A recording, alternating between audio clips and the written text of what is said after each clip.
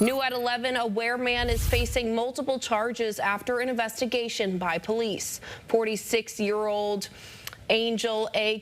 Ware was arrested yesterday and charged with possession of crack cocaine, possession of a firearm without an FID card, and witness intimidation. Ware also faces 2 counts of assault with a dangerous weapon. He was held on $5,000 cash bail and transported to Belchertown for an arraignment in Eastern Hampshire District.